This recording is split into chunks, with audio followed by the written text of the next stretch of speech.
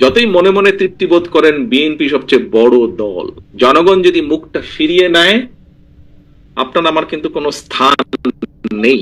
যত বড় যাই হই না কেন, আমরা নিজেরা নিজেরা যত বড় যাই মনে করি। আমি আজকে গত কয়েক মাস ধরে বলছি সামনের নির্বাচন এত সহজ নয় আপনারা যত সহজ ভাবছেন।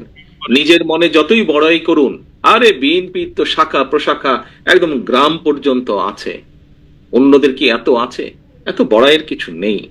থাকতে পারে আপনার শাখা প্রশাখা, প্রিয় সহকর্মীবৃন্দ, আমাদের নেতা কর্মীরা তৈরি করেছে সেই শাখা প্রশাখা, গ্রাম পর্যন্ত দলকে নিয়ে গেছে, ওয়ার্ডে ওয়ার্ডে দলকে নিয়ে গেছে, কিন্তু তারপরেও জনগণ ম্যাটার্স। জনগণ ম্যাটার্স। সেই জনগণই হচ্ছে আমাদের শক্তি, জনগণই হচ্ছে আমাদের সমর্থন, জনগণই হচ্ছে শক্তি। জনগণ সাথে না থাকলে, জনগণ 5ই আগস্ট দেখিয়ে দিয়েছে, কাজে আমরা যদি ভুল করি জনগণ আবার কোনো একটা কিছু দেখিয়ে দিবে, তখন কিন্তু পস্তাতে হবে, তখন কিন্তু হাপিত্তেশ করতে হবে। সহকর্মীবৃন্দ, এখনো সময় আছে, আসুন আসুন আসুন আমরা জনগণের পাশে থাকি, জনগণের সাথে থাকি। যারা এমন কিছু করবে যা আপনাকে আমাকে ক্ষতিগ্রস্ত করবে, যা আমার দলকে ক্ষতিগ্রস্ত করবে, যা আমাদের দল ক্ষতিগ্রস্ত হবে, আমরা তার বিরুদ্ধে প্রতিবাদ গড়ে তুলব, তার বিরুদ্ধে প্রতিরোধ গড়ে তুলব।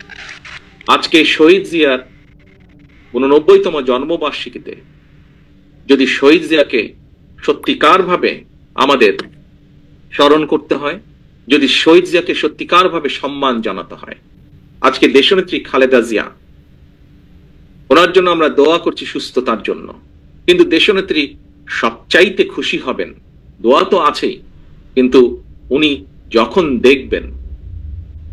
দেখবেন যে জনগণ সমর্থন দিয়েছে বিএনপির প্রতি, আমি তো মনে করি সবচাইতে বেশি খুশি উনি সেদিন হবেন। এবং দেশনেত্রী খালেদা জিয়ার সৈনিক হিসাবে আপনাদের উপরে সে দায়িত্ব বর্তায়।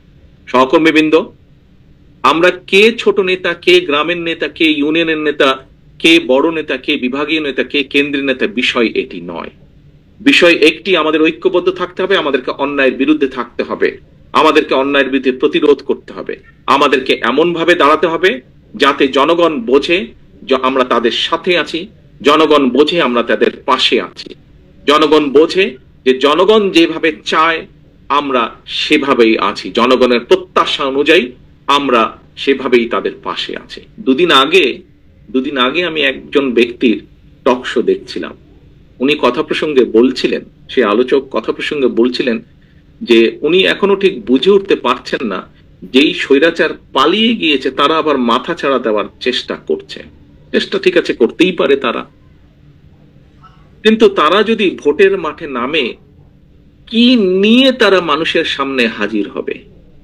পেছনের গুলা বাদই দিলাম, উনি বলছেন যে পেছনের গুলো না হয় বাদই দিলাম, এই জুলাই অগস্ট মাসে যে হত্যাকাণ্ড ঘটেছে, প্রায় 1,500 থেকে 2,000 মানুষকে যে হত্যা করেছে, প্রায় 30,000-এর মতন মানুষকে যে তারা জখম করেছে, ইউনিসেফ এর বক্তব্য অনুযায়ী 64টা শিশুকে তারা হত্যা করেছে, এর জবাব তারা মানুষের সামনে কি দিবে? এই জবাবগুলো তো তাদেরকে দিতেই হবে।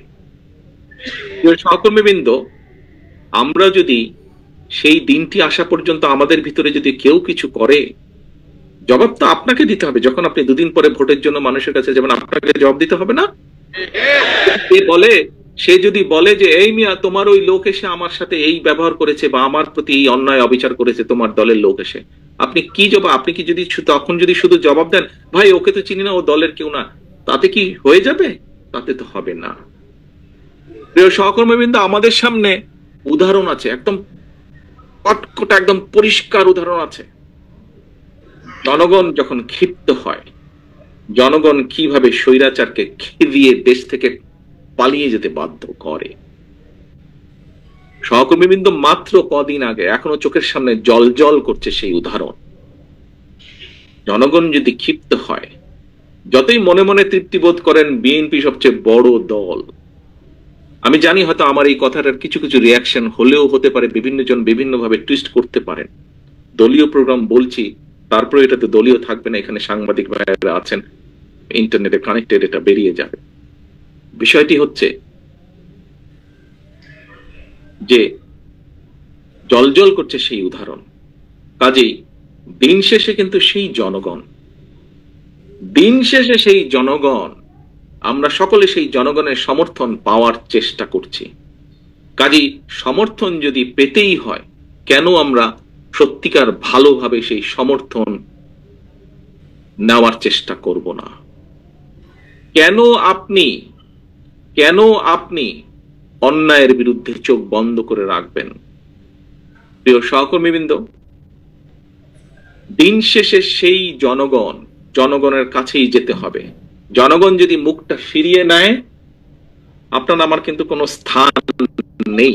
যত বড় যাই হই না কেন, আমরা নিজেরা যত বড় যাই মনে করি, জনগণ যদি মুখ ফিরিয়ে নেয়, এবং নাম বলবো না, কিছু কিছু রাজনৈতিক শক্তি, যেই হোক না, যত ছোট বড়ই হোক না কেন, তারা বিভিন্নভাবে আমাদের বিপক্ষে, ওই মোটরসাইকেল আলাদের কিছু কাজ কামের কারণে তার সাথে আমাদের নেতাকর্মীদেরকে যুক্ত করে কিছু কিছু কথা বলার চেষ্টা করছে।